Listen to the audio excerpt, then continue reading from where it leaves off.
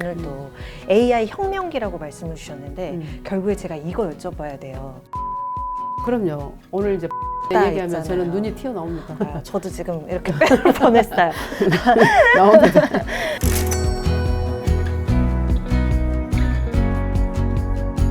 안녕하십니까, 이해라 기자입니다.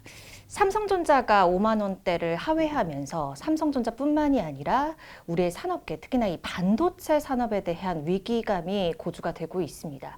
그래서요, 오늘 함께 할 분과 이런 얘기 나눠보려고 해요. 이렇게 소개해 드려보겠습니다.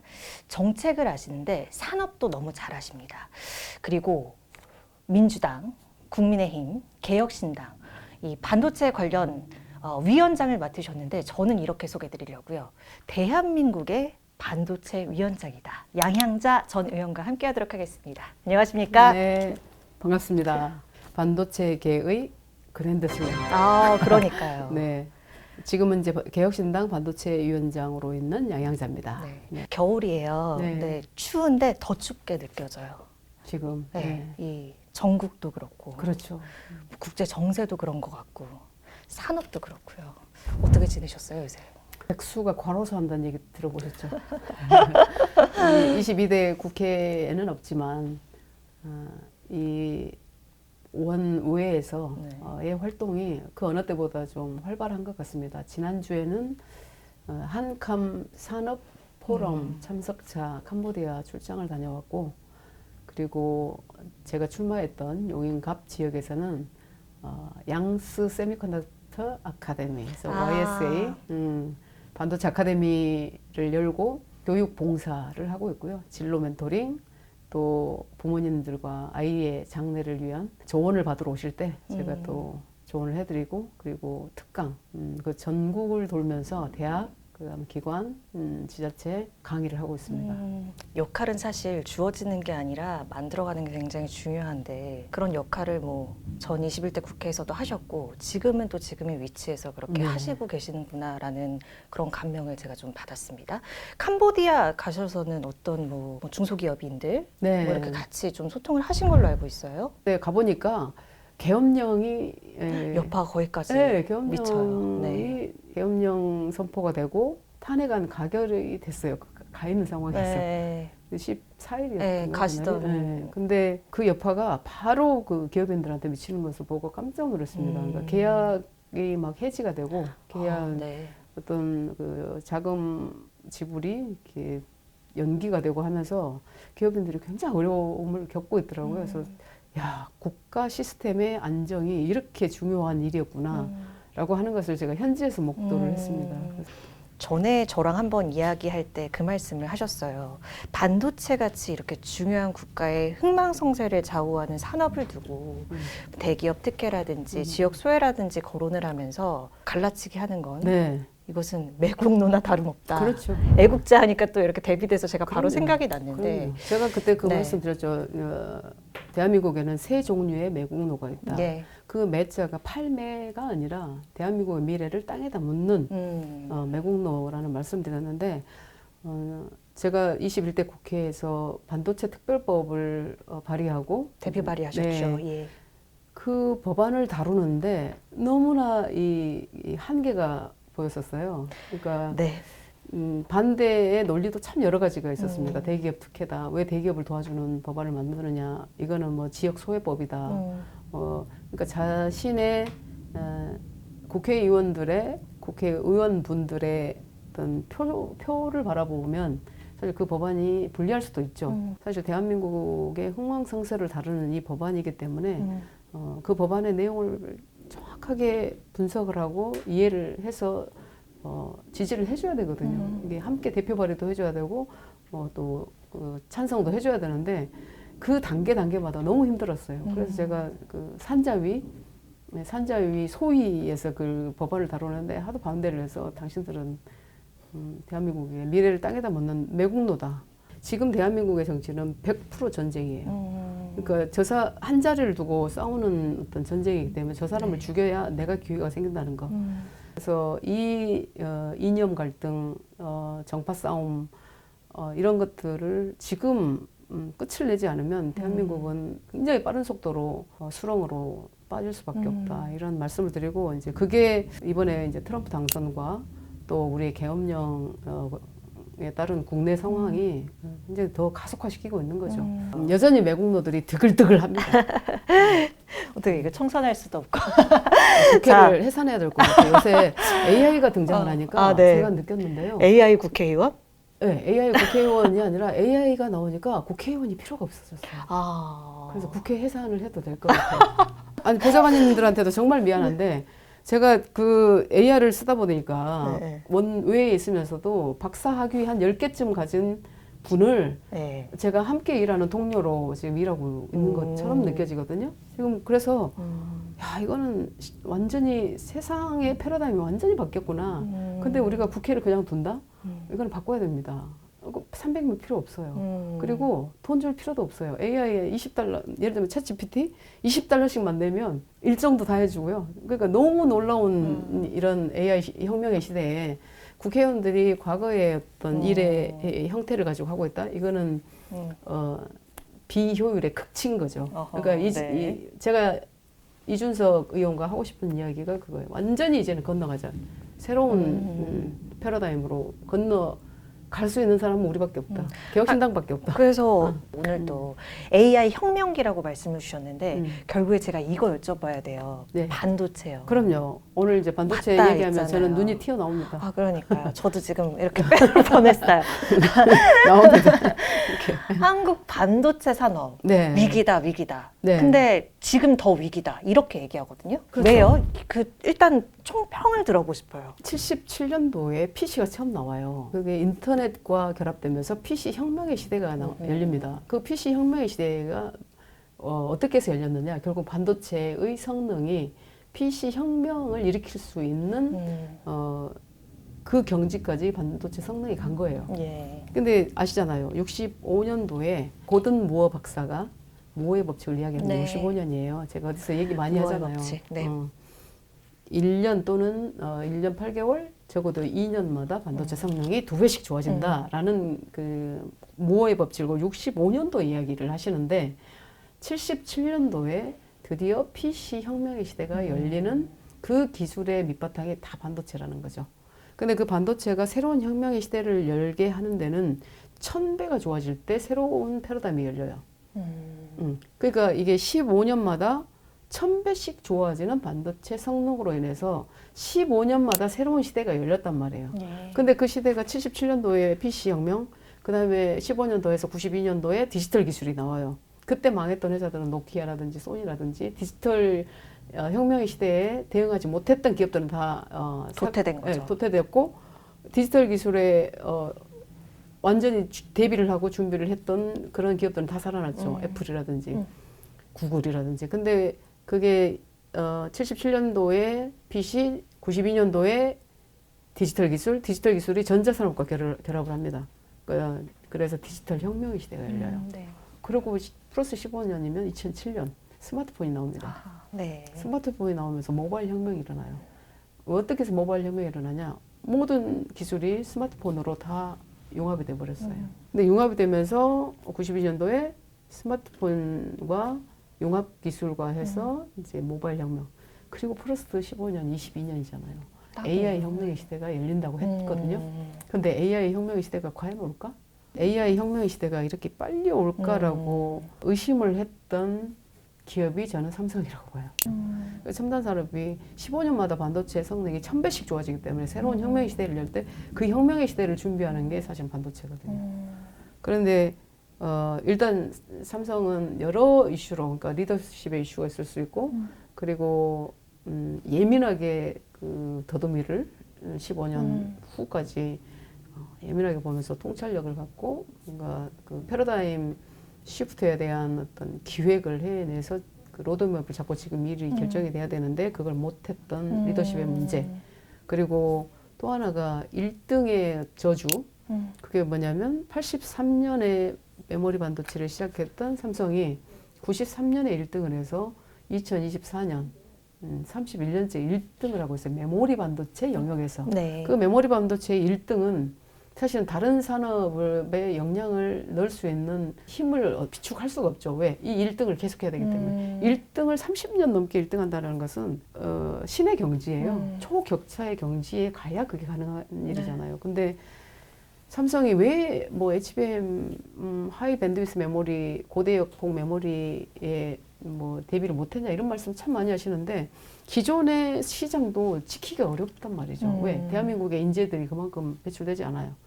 근데 삼성은 1등도 지켜야 되고 그다음에 파운드리도 해야 되고 거기다가 또 뭐 팹리스도 해야 되고 뭐 여러 삼성전자 하나 내에서 뭐 디스플레이도 뭐 삼성그룹 내에서 해야 되고 여러 산업들이 있지 않습니까? 근데 그런 산업들에서 삼성전자가 사실 그 전선이 되게 넓었던 거죠.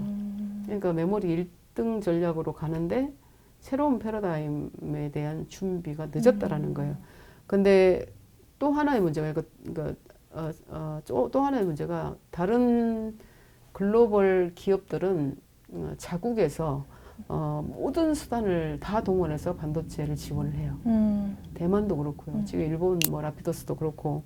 근데 우리는 어떻게 돼요? 이렇게 보조금 뭐 투자 시 세액 공제 해준다 그러면 왜 대기업 그 보유금도 유보금도 그렇게 많은데 무슨 대기업을 도와주냐 이렇게 나오는 것이고 또 파운드리 사업을 삼성전자에서 한다고 그러면 파운드리는 또 하나의 어마어마한 어떤 그 산업군이거든요. 네. 근데 메모리에서 나온 이익을 가지고 이쪽을 파운드리 사업을 하는 거예요. 그러니까 메모리는 약해질 수밖에 없고 파운드리는 쫓아가기 힘들고 사실 국가가 그건 뒷받침을 해줘야 되는 일이다. 그런데 국가가 뒷받침을 못하고 있는 거죠. 근데 이제 TSMC나 뭐 인텔이나 이런 기업들은 다 자국에서 어마어마한 지원 법안과 또 보조금과 정책과 또 인재와 모든 것들을 국가 위주로 국가 중심에서 이렇게 지원을 하고 있는데 우리나라는 그렇지 못하다는 게 큰 어려움이죠. 근데 그걸 이제 깨달은 거예요. 이게 국가대표 선수지 이게 어떤 한 나라의 기업이 아니다. 이런 걸 느낀 게 최근인 것 같아요. 그러니까 삼성과 SK는 반도체 1, 2위를 다투는데 지금 3위 기업들이 다 쫓아오고 있는 상황이고 사실상 그 시스템 반도체하고 파운드리는 강한 2위라도 지켜내야 되는데 그것도 어려운 상황이지 않습니까? 그럼에도 불구하고 지금 산업의 패러다임을 보면 반도체를 제대로 육성하지 않고 또 제대로 지원하지 않으면 국가적 위기에 봉착할 수 있기 때문에 지금이 골든타임이다 이렇게 말씀을 드립니다. 골든타임이다, 네, 적기다. 네, 네. 근데 이 삼성전자가 유독 또 SK하이닉스에 비해서 요새 막 더 위기다 이렇게 얘기 나오거든요. HBM 그렇죠, 때문에. 그렇죠. 그 AI 혁명의 시대는 엔비디아의 GPU가 절대적으로 필요한데 그 GPU에 HBM이 들어가는 거지 않습니까? 근데 HBM을 삼성은 그렇게 시장이 확장이 되겠어라는 긴가민가 하다가 의구심에 있었고 그 사업을 대응을 못했죠. 더군다나 그 일을 했던 연구원들이 다 SK로 이동을 해버리는 그런 상황이었고 제가 작년 CES 갔을 때도 작년이 아니라 올 초구나. 네네. 올 초 CES 갔을 때도 HBM 연구원들이 한 그룹이 왔더라고요. SK에서. 네. 그거 보면서 깜짝 놀랐습니다. 삼성은 이 전선이 넓어요.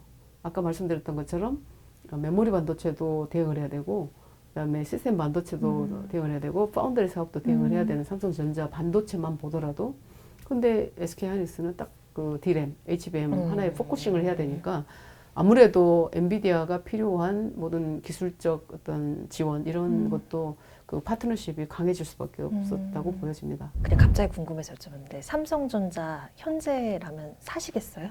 저는 장기 투자라고 하면 장기 투자라고 하면 사겠어요. 제가 가격은? 국회의원이 아니면 참 네, 주식을 좀 샀을 텐데 지금은 네. 정치권에 있다 여러저런 보니까 일을 하시다 보니까 조금 이미 제약이 다, 있으시죠. 다 매각을 한 상황에서 다시 사기는 상당히 어려운데 이제 반도체 산업을 일으킨다는 입장에서 보면 무조건 사야죠. 근데 이제 보통 개인의 이익을 위해서 사지 국가의 이익을 위해 또 뭐 기업의 이익을 위해서 사는 것은 아니나 그래도 애국심으로 사는 것도 필요하다. 저는 그렇게 주장합니다. 네. 네. 삼성전자에서 몇십 년 동안 일을 또 직접 하셨기 때문에 이거는 제가 이 소근소근을 좀 듣고 싶어서 여쭤보는데 네. 이재용 회장의 이제 리더십에 대해서 네. 우리가 어디서 들을 수 없는 얘기, 의원님한테만 들을 수 있는 얘기 제가 좀 요청을 드려서 들어보고 싶은데요. 저는 아마도 삼성 출신 중에 드물게 이병철 회장님, 이건희 회장님, 네. 이재용 회장님을 겪은 사람으로 겪은 어떤 임직원으로 네. 이제 기록될 건데 이병철 회장님은 제가 어릴 때 이렇게 그 에피소드가 있어요. 그분은 철저하게 사람 중심, 사람이 중요하다. 그러니까 사업보급 인재제일 합리추구잖아요. 그 중에서도 사람을 키우는데 그렇게 노력을 하셨어요. 비슷하게 이건희 회장님도 이어서 제2 창업을 하실 때는 제가 가장 강하게 느꼈던 거는 You are the center. 네가 중심이다.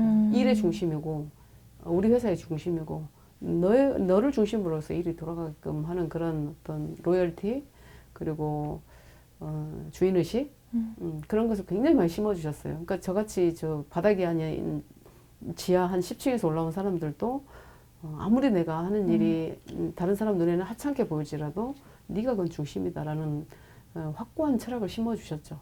그런데 지금 이재용 회장님의 어떤 리더십을 보면 우선 목소리를 들을 수가 없어요. 어디서도. 메시지가 없어요. 좀 부재한 것 같아요. 국가든 기업이든 어떤 비전이 있고 목표가 있고 그 어떤 철학적인 가치로 사원들이 내재화를 해야 한 방향으로 해서 국가를 넘어서 인류에 이바지한다라는 그런 자긍심을 가지고 한 방향으로 갈 텐데 우선 오너의 말을 들을 수가 없으니까 우리 후배들은 도대체 이재용 회장님의 뜻이 뭐냐, 비전이 뭐냐, 우리한테 하고 싶은 얘기 없냐 계속 그 얘기 묻거든요. 근데 얘기를 안 하시잖아요. 왜 안 하는지 저도 좀 여쭙고 싶은데 저는 사법 이슈 있고 이런 거 다 있어도 당당하게 나오시라. 지금은 젠슨처럼 좀 당당한 리더십을 보여주십사. 전면에 나서서. 네, 일론 머스크 보세요. 이게 일론 머스크도 그냥 대통령 당선시키기 위해서 옆에서 온갖 엔터테이너처럼 그렇게까지는 아니어도 적어도 당당하게 나와서 우리 삼성, 글로벌 삼성, 세계 최고의 삼성을 위해서 그걸 누구를 위한 거냐? 인류를 위한 일이죠. 그런 목소리가 안 나온다는 얘기예요. 근데 이제 그게 최근에 그 2심에서 5년 구형된 것 때문에 굉장히 위축돼 있다라는 얘기는 들었습니다만 안타깝죠. 사법 이슈가 남아있는데 어떻게 사원들 앞에 나와서 우리가 함께 갑시다 이런 얘기를 어떻게 하겠어요. 근데 그럼에도 불구하고 저는 나오셔서 당당하게 세계를 향해서 외쳐주시라. 우리 건재하다. 우리 할 수 있다. 우리가 그동안 쌓아온 기술이 얼만데 축적된 우리의 기술과 역사가 그 역사는 아무도 건들 수 없다. 이렇게 당당하게 얘기를 해주십사. 제가 회장이라면 그렇게 하겠어요. 다행스럽게도 삼성전자가 미국에서 이제 보조금 네. 확정됐다라는 소식이 좀 전해졌거든요. 네, 근데 네. 금액은 기존 대비 좀 떨어졌습니다. 네.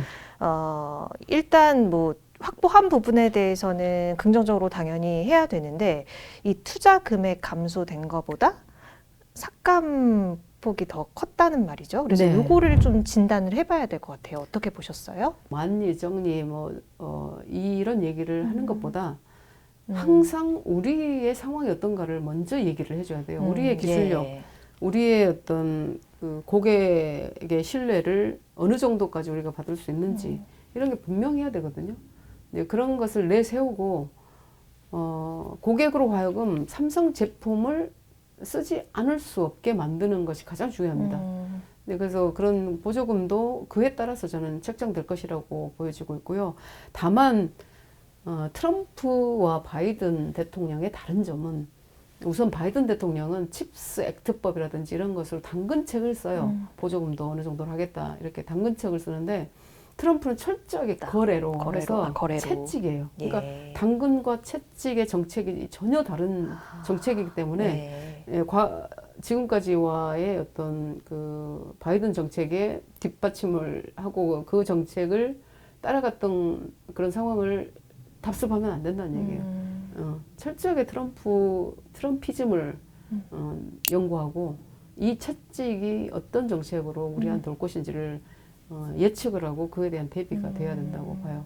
그런데 저는 삼성에도 늘 했던 얘기인데 예를 들면 파운드리 사업을 2030년도까지 세계 1등을 하겠다. 무엇으로? 저는 그렇게 묻거든요. 무엇으로? 어떤 기술력으로? 국의 신뢰는 받을 수 있느냐? 이게 먼저 돼야 돼요. 일의 본질을 잃어버리고 이게 뭐 그냥 선언적으로 1등 한다고 해서 되는 일이 아니에요. 근데 요즘에 이제 강한 2등 전략이 나오는 것 보고 저는 좀 안심을 했습니다만 메모리는 31년째 1등을 하고 있으니 계속해서 1등을 가겠다라는 것은 분명하게 가야 되는 것이고 그 다음에 파운드리라든지 CIS라든지 AP라든지 이런 것들은 예. 지금 2등이기 때문에 강한 2등 전략을 가야 된다. TSMC가 62.3%인가요? 그 제가, 비율이요. 예. 62.3대 삼성이 11.5입니다. 그러니까 62대 11을 여하이 5대 4 정도로 예를 들면 6대 뭐 3까지라도 이렇게라도 2등을 현실적으로 끌어올리는.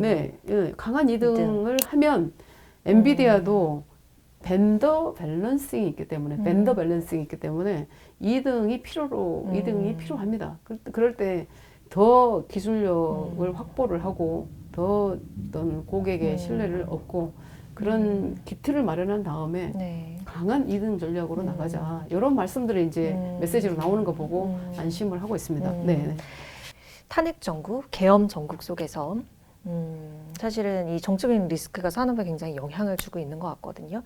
그리고 이 K칩스법이라고 하는 것도 네. 지금 사실 국회에서 이제 일몰만 좀 연장되는 이런 수준에서 한 거죠. 부분적으로. 예. 네. 의원님께서 생각하셨던 정책적인 이런 그림이라든지 이런 부분들이 당연히 있으실 거라고 생각이 들어서요. 근데 이게 K칩스법이 이제 잘 보셔야 되는데 경쟁국보다 더 잘해주자 이게 아니에요. 적어도 경쟁국 수준으로 지원을 해주자.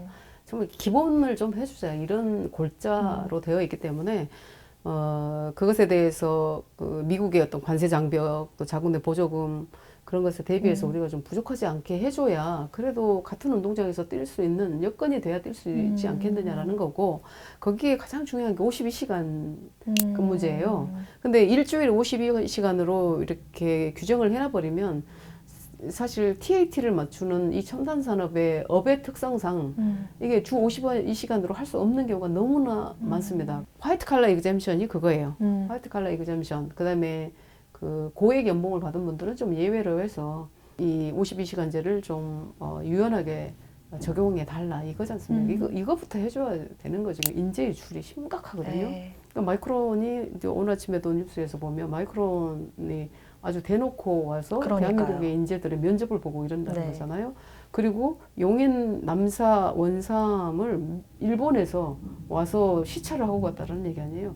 근데 정말 무서운 일이 발생할 수 있거든요. 2019년도만 해도 일본이 플로린, 폴리미드, UV-PR, HF 이 세 가지 머티리얼, 이 세 가지 소재 가지고 대한민국 얼마나 옥죄습니까? 그런데 일본이 저렇게 쳐들어오고 있죠. 미국은 뭐 관세 장벽이라든지 또 보조금은 뭐 깎고 뭐 칩스 액트법도 뭐 폐기하겠다 이렇게 네. 막 오는 상황에서 되게 어렵다는 말씀을 드리고 근데 이제 여전히 반도체가 중요하다는 말씀, AI 컴퓨팅이라든지 그리고 그런 그 데이터 경제가 이제 부상하면 할수록 엣지 컴퓨팅에 특화된 반도체가 필요해요. 그게 지금 삼성 또 SK가 전 세계 시장을 거의 한 60% 이상을 점유를 하고 있기 때문에 우리한테는 굉장한 기회죠. 축적된 기술이 있고. 그런데 정치권만 정부가 제대로 일을 하게 해줄 수 있다면 우리는 또 새로운 역사를 쓸 수 있는 그 역량을 가지고 있는데 이걸 기회를 못 살린다. 저는 지금의 이 국내에 소모적 정쟁하고 있는 이 사람들은 정말 정말 매국노다. 마지막으로 의원님 전해주실 말씀 있으시다면 한 말씀 주세요. 네. 그 삼성이 왜 이렇게 못하냐, 왜 경쟁력이 자꾸 떨어지냐 이런 말씀을 많이 하시는데 진정으로 삼성의 성공을 원한다면 저는 그것이 대한민국을 살리는 길이라고 생각을 하고요. 따뜻한 눈으로 쳐다보시고 정치권에서도 삼성을 살리는 길이 국가를 살리는 길이다라고 분명한 메시지를 내주시고 이제 국가 간의 전쟁이기 때문에 이건 새로운 전쟁이에요.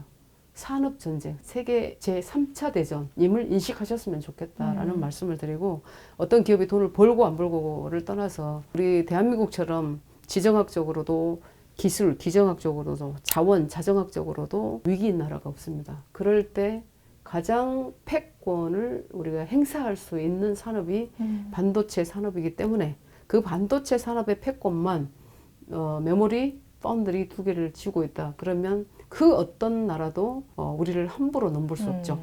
세계를 선도하는 선도국가, 그리고 국민이 잘 사는 강한 나라, 부민 강국, 그것은 바로 반도체를 기반으로 하는 과학 기술이 가능하게 한다. 그래서 과학 기술 패권 국가로 가는 길에 함께 해주시기를 바랍니다. 위기를 직시하고 또 이것을 그냥 직시하는 것에서 그치는 것이 아니라 어떻게 우리가 할 것인지 많은 그 대비를 해야 하는 정말 절체절명의 위기의 순간, 그렇습니다. 그리고 또 한편으로는 기회의 순간에 와 있다는 생각을 오늘 의원님이랑 말씀 감사합니다. 고맙습니다. 네, 오늘 양향자 전 의원님과 함께했습니다. 오늘 말씀 고맙습니다. 네, 감사합니다.